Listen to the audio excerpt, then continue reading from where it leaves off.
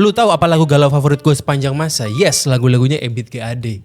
Itu lirik-liriknya nusuk ke jantung. Liriknya tuh kayak begini. Cinta yang ku beri sepenuh hatiku, entah yang ku terima, aku tak peduli. Itu nusuk banget, galaunya to the max. Entah udah berapa juta kali pas SMA gue nangis pakai lagu-lagunya Ebit GAD. Opa Ebit the best.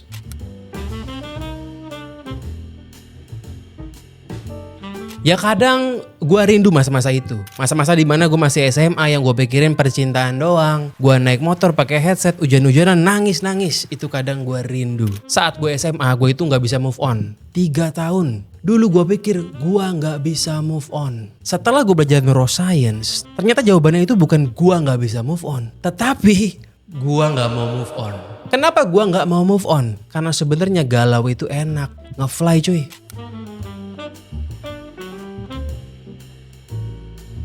Saat kita mengalami stres, entah stres fisik maupun stres mental, otak kita itu akan mengeluarkan namanya endorfin. Endorfin itu merupakan hormon kebahagiaan. Dia itu semacam ya kayak morfin lah. Dia itu painkiller. Endorfin itu endogenous morfin. Memang morfin alami dari tubuh kita. Jadi bikin ngefly, tapi halal dan legal. Nah, galau itu termasuk juga ke dalam stres mental. Dan galau itu membuat otak lu mengeluarkan namanya endorfin tadi. Ya kalau lu galau kan lu stres banget itu lo. Nangis-nangis. Wah itu endorfin keluar. Rasanya nikmat banget. Makanya secara gak sadar nih ya. Banyak dari kita yang demen banget galau. Kenapa kita manusia doyan bergalau ria? Karena itu memberikan kita endorfin. Dan mendapatkan endorfin dari galau itu lebih mudah dibandingkan dari stres fisik macam olahraga. Lu kalau olahraga itu ribet ada effortnya. Tapi kalau galau, apa effortnya? Nangis doang. Maka akhirnya banyak orang kecanduan. Kalau lu yang nonton video ini sedang galau, coba deh pelan-pelan lo resapi, sadari lo itu nggak mau move on. Sadar ataupun gak sadar, lu menikmati kegalauan lo. Momen dimana lo mendengarkan lagu-lagunya Air Supply, Ebit GAD dan lagu-lagu sedih zaman now yang gua nggak tahu itu nikmat banget. Yang bikin lo galau itu bukan si doi. Karena sebenarnya memori lo dengan si doi itu nggak dramatis-dramatis amat, biasa-biasa aja. Tapi otak lo automatically mendramatisir momen tersebut supaya lo galaunya lebih deep gitu. Lo ya bener cek aja nih, banyak cewek-cewek yang nggak bisa kabur dari cowok toksiknya. Karena apa? Bukan karena cowoknya itu ngangenin, bukan. Pas ketemu cowoknya sih dia enek. Tapi begitu nyampe rumah, dia inget terhadap memori-memori yang udah dilebay-lebayin. Udah dikasih garam-garam tuh. Yang seakan-akan cowok toksik ini kayaknya kok Prince Charming banget ya. Kayaknya kalau bukan dia, gue gak akan bahagia deh. Itu merupakan imajinasi lo sendiri. Yang otak lo bikin secara otomatis. Karena lo mau endorfin. Lo sakau. Ya kita emang sakit, otak lo itu kecanduan morfin.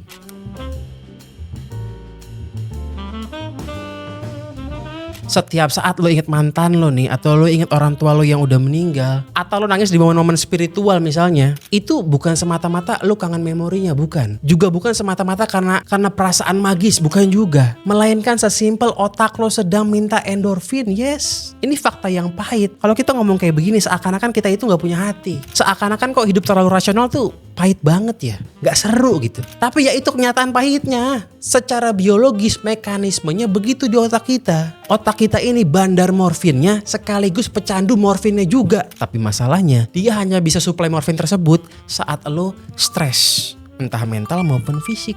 Tadi gue bilang endorfin itu singkatan dari endogenous morfin. Artinya morfin yang diproduksi dari tubuh kita. Fungsinya apa? Sebagai painkiller.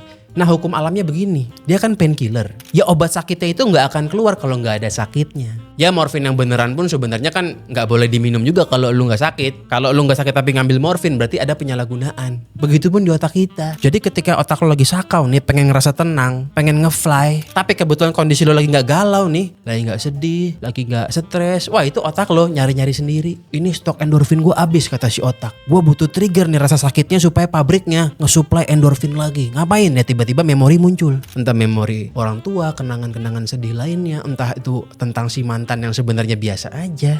Muncul sendiri.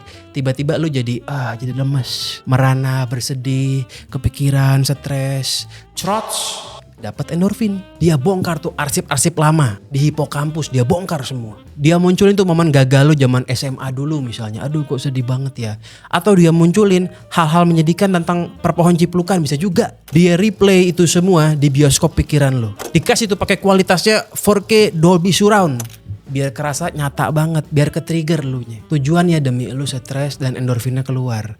Crots, otak senang, nyaman banget. Jadi sakit hatinya itu diciptakan sendiri demi otak bisa pesta endorfin. Ini sangat miris gitu. Dan cycle-nya diulang terus, makanya disebutnya pecandu endorfin. Bodoh kan? Ya bodoh. Tapi ya begitulah cara kerja otak reptil kita kalau nggak dikontrol sama otak logika, begitu.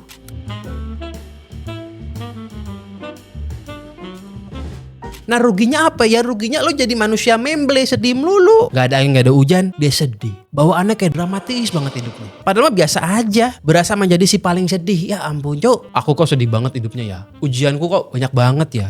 Sepertinya aku orang spesial deh, diuji terus supaya naik kelas lah, lebay. Dikit-dikit nangis kegerungan. Sedih bener hidup gua. Padahal biasa aja. Dan bahkan nih sedihnya itu gak harus nyedihin diri sendiri doang. Lo bisa juga pesta endorfin dengan menyedihi kisah orang lain. Bisa juga. Misal lagi di jalan nih, lo lagi bawa motor, lo ngeliat ada pengamen bawa bayi. Oh itu lo bisa sedih, seakan-akan paling berempati. Akhirnya karena lo merasa paling berempati, lo kasih tuh 2.000. Dengan bayar 2.000, lu pesta endorfin. Hari ini aku baik banget ya. Lega deh rasanya. Kasihan tadi pengamen itu ya. Seakan-akan berempati padahal sebenarnya lu beli endorfin seharga 2.000 perak. Nah masalahnya kalau yang bener nih, ada pengamen bawa bayi di jalanan, itu jangan dikasih duit, tapi dilaporin ke Dinsos. Kenapa? Karena si pengamen itu kalau dia ngamennya bawa bayi, ini bukan balita ya, ini bayi nih, dia tuh orang tua durhaka. Kenapa durhaka? Ya jelas durhaka, hidupnya udah susah, pakai punya anak, bikin orang jadi makin susah gara-gara dia. Kalau susah jangan bawa-bawa orang, sendiri aja. Kalau lu ngasih duit tuh demi pesta endorfin dengan alibi lu altruis gitu ya, lu membuat dia makin demen ngebawa anaknya buat ngamen terus.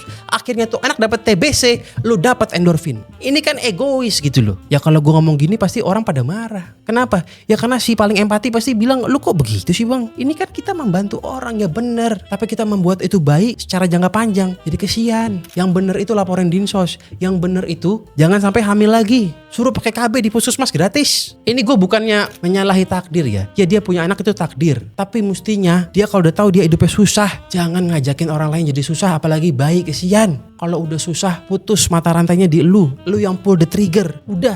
Ya omongan gue tadi itu memang kejam, tapi ya memang begitu seharusnya gitu loh. Janganlah menjadi orang tua durhaka, apalagi menjadi orang kita nih yang membuat orang tua durhaka makin semangat menjadi durhaka. Kan kacau.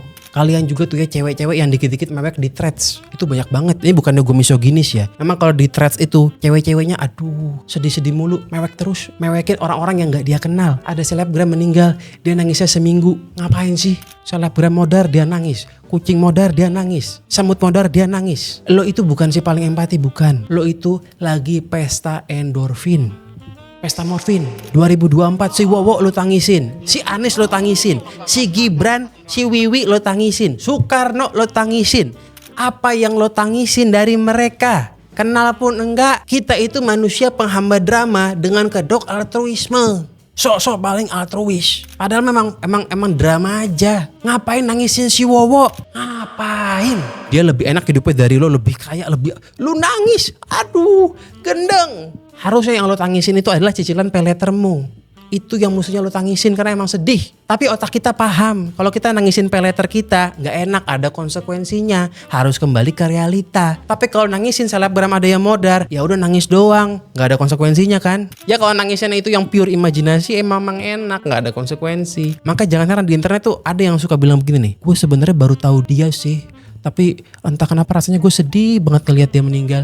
Lah, pertama dengan ngomong begitu dia mendapatkan dopamin karena merasa menjadi si paling empati. Ada yang memvalidasinya. Iya bener kak, aku juga begitu. Divalidasi tuh sebagai orang baik. Dopamin cerot. Abis itu apa? Dia sedih, buka-buka arsip lamanya, pacaran sama siapa dulu, cari-cari tanda-tanda ini cocok lagi orang baik segala macam. Pesta endorfin, dia nangis, dia sedih. Pertanyaannya ngapain tengah malam bukannya tidur malah begadang nangisin orang yang lu gak kenal cu. Nah itu semua terjadi bukan salah lu semata, tapi memang otak kita itu punya kecenderungan ke sana gitu loh.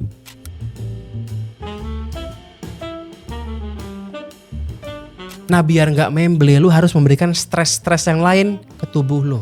Contohnya olahraga. Kasih stres fisik tuh ke tubuh lu biar apa? Biar otak lu itu mendapatkan endorfin tanpa harus menjadi manusia cringe gitu loh. Jemput endorfin lu dengan bermartabat. Bangun, pakai sepatu lu, cari keringet. Biar otak dapat endorfin dengan cara yang terhormat. Kalau lu gak semangat buat olahraga pagi-pagi nih ya, semprotin wadam ke punggung lu, semprotin. Nih, wadam ini enak tuh, rasanya dingin. Tubuh kalau dikasih yang dingin-dingin langsung alert, semangat. Scientific ini. Ya nggak semua orang kuat pagi-pagi mandi air dingin, enggak. Nggak semua orang kuat pagi-pagi cold plunge, enggak. Kalau nggak kuat, wadem ke punggung. Dinginnya berasa, otak langsung alert. Bisa olahraga, lebih mantep.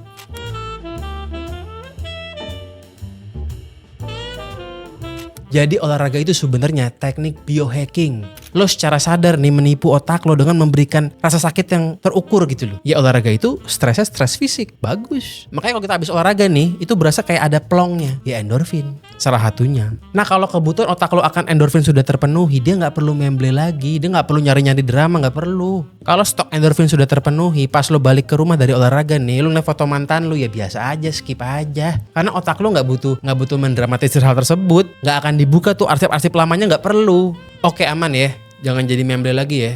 Karena gue juga memble banget sih. Gue tuh juga dulu dikit-dikit gue nangis, dikit-dikit gue sedih banget, ya ampun cok. Kayaknya gue mantep banget dah. Begitu denger lagunya Ebit dikit, Opa Ebit lagunya sih mantep-mantep, top Marco top deh. Gue cinta banget Opa Ebit, Air Supply segala macam. Tapi ya lagu-lagu itu men-trigger gue jadi lebih memble aja gitu. Tapi tetap enak sih lagunya sih. Coba deh inget-inget lagi. Bener kan? Lo seneng kan galau kan? Lo kangen kan galau kan? Ya karena emang kita demen galau. Kita emang cinta galau. Kita emang enggak mau berhenti galau. Karena galau itu memang nikmat. Adios, famos, I love you all. No homo. I see you on the next videos.